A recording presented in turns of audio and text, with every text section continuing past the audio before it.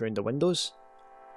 I placed some lights in the kitchen, like so, inside the units to illuminate the frosted glass. And that was basically it.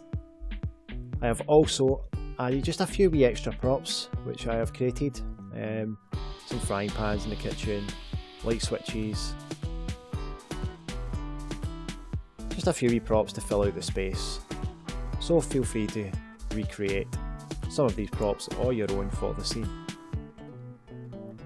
So if we go to our top viewport, we're going to go to Create, Cameras, and we'll select V-Ray Camera.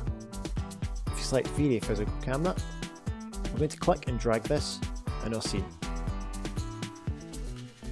like so. So if you press C on your keyboard, you go into that camera. And as we are in quite a tall space, I'm going to change the resolution. So if we go to Render Setup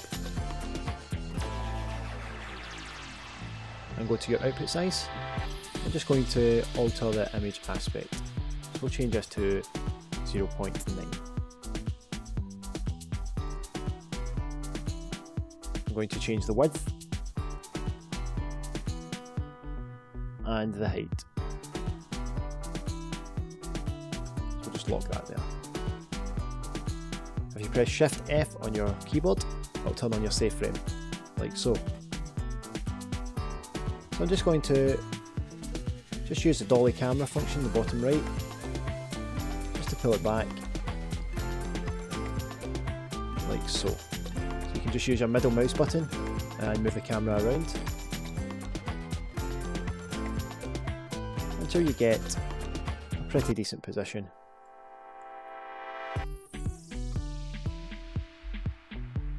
Maybe something like that, or round about there.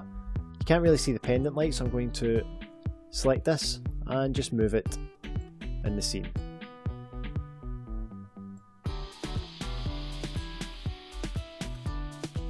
Something like that.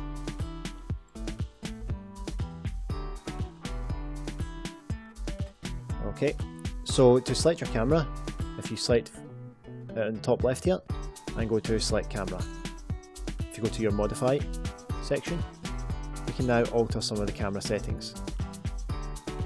Generally, with the F number of the camera, I start off between 4 and 5 for interiors. For this camera, I'm going to put 5.2. I'm going to turn off vignetting because we can use it, create this in Photoshop, gives a bit more control, whereas if it's embedded into the image, we don't really have that control. We'll turn that off. My white balance, I'm going to set to neutral. And just leave the shutter speed and film speed as is. At this point, you don't really want to start messing about with your environment light, so if your scene comes out too dark or too light, just use the camera settings. So just something like that will be good. So what we'll do is we'll set up another camera. So just go back to your Create Panel, Cameras, V-Ray and Physical Camera.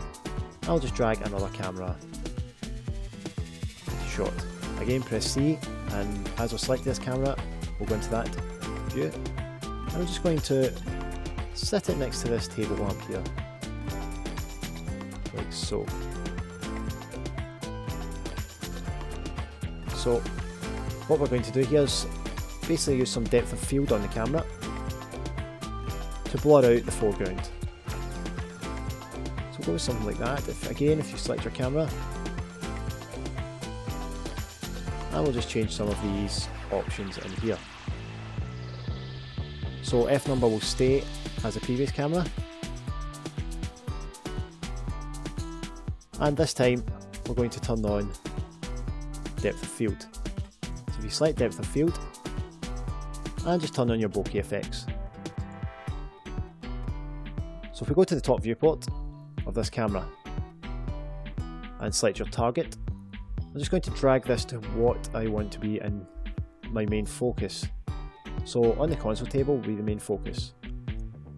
Select the camera again, and what's going to happen here is you can see this line here of the camera this will be pretty much blurred, so we'll get the light will be blurred here and it'll fade off to our main focus of the console table. So if we were to move this target around, for example, you can see this would be pretty much kind of blurred in the foreground and our main focus would be over here. Just move this back to the console table.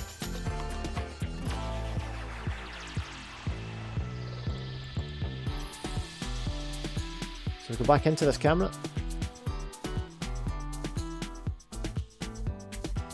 Just adjust this slightly.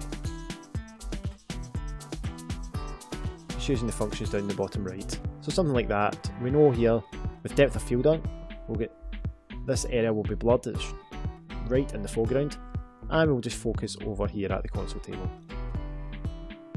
So I'm pretty happy with the two cameras. So what we'll do next is we'll start to look at the render settings.